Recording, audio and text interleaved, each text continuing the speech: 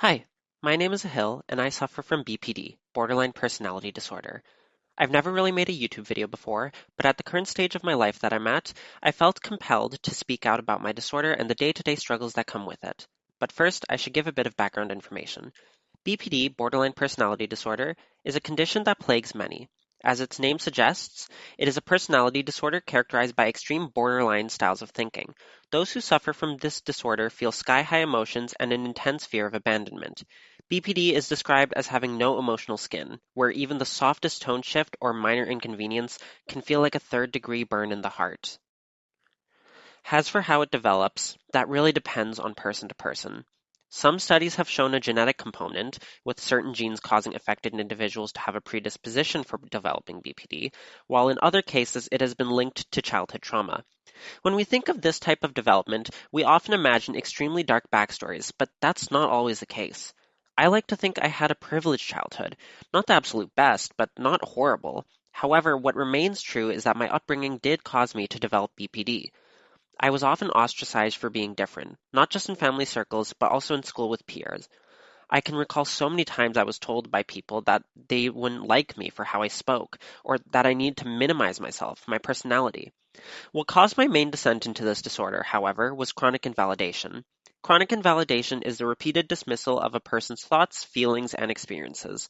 Phrases such as, just let it go, or you're being selfish, that doesn't matter, or etc. Alongside being ostracized for being different and having my own little quirks, I was also often dismissed when I shared my feelings with others, often told not to cry or to just bottle it up. And so as time went on, I learned to bottle up and to feel the pain on my own. I turned to blades against my skin at the age of 12 instead of simply talking to others for help. For me, while I was only formally diagnosed at the age of 19, traits of BPD started showing up as early as 16 for me. While BPD cannot be diagnosed before adulthood, that doesn't mean it starts at adulthood. It just means that it can't be identified until adulthood due to overlapping symptoms with teenage hormones. In other words, they typically do not diagnose for BPD in teenage years, as many normal teenage mood swings and hormonal events can be misidentified as BPD. This meant that while I was painfully aware that what I was going through was not normal, adults simply wouldn't take me seriously, which ironically became another form of chronic invalidation. While I understand I couldn't be diagnosed at my age, I wish adults around me were more mindful of their language and how they spoke about my concerns. I wish they had given me some understanding and grace rather than immediately dismissing my concerns. With all the background information uncovered, we can fast forward to present day. As today, I am formally diagnosed with BPD, and I deal with it on a day-to-day basis. Here's a bit about what that's like. Number 1. Mood swings. With borderline personality disorder comes intense and heavy mood swings.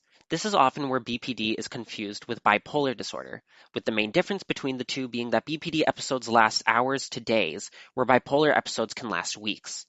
For me, my mood can shift rapidly many times in a day. I can wake up feeling generally happy, but a minor setback will come along and I'll fall into a deep depressive episode.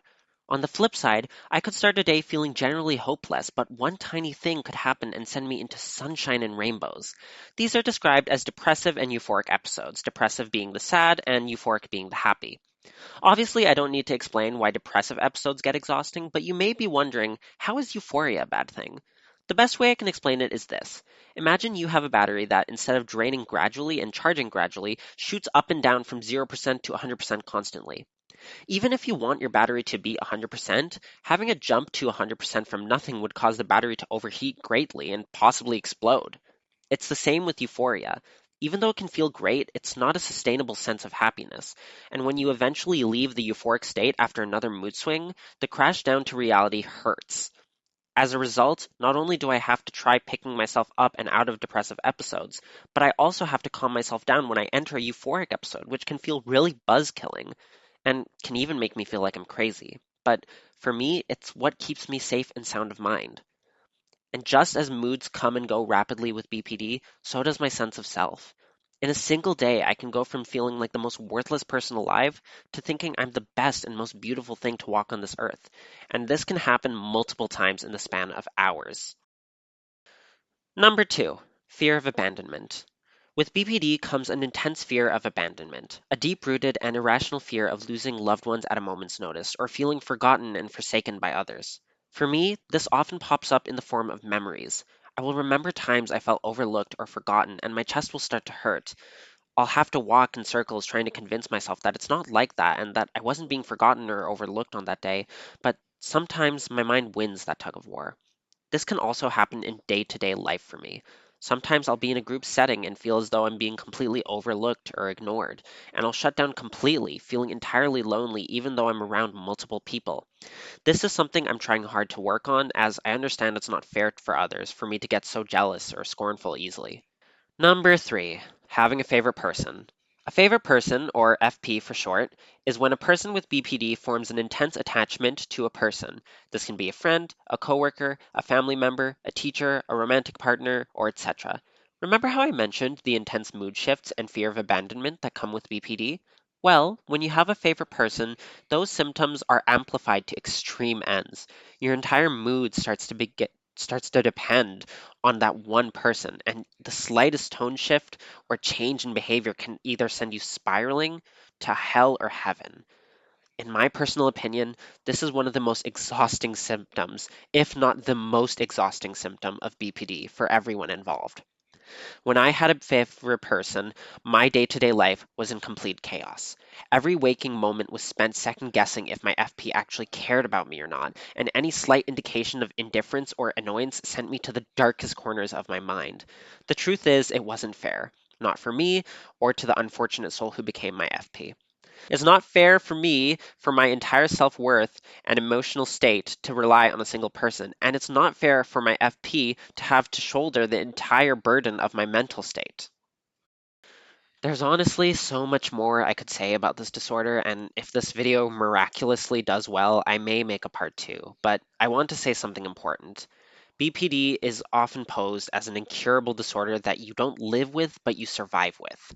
A disorder that makes a normal life impossible. And while in my darkest moments I will wholeheartedly agree with that, in my moments of clarity, such as now, I can say that that's simply not true.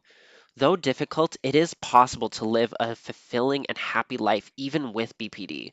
Does it make it difficult? Of course, but nothing is ever impossible. There are so many types of support for BPD, whether that be therapy, finding a strong supportive system, fulfilling a passion, even though BPD makes passions extremely hard to follow. There's always a way to find happiness, even if we aren't dealt with the most ideal cards. Alongside wanting to get this all off my chest, I also made this video because I know there are so many people out there with BPD that feel hopeless and feel as though there's no escape from this misery. But from one borderline to another, I promise it's possible. We are resilient, strong people. The fact that we live with this disorder day to day is proof of that. Even though the future can seem hopeless, we will rise from the ashes and become something amazing, even if the burning comes first. I myself wish to be a teacher someday, and while I understand the difficulties that come with that, I truly believe I can do it. Thank you so much for watching this video, truly. I don't really know how to conclude a YouTube video, so any moment now, I'll just cut off.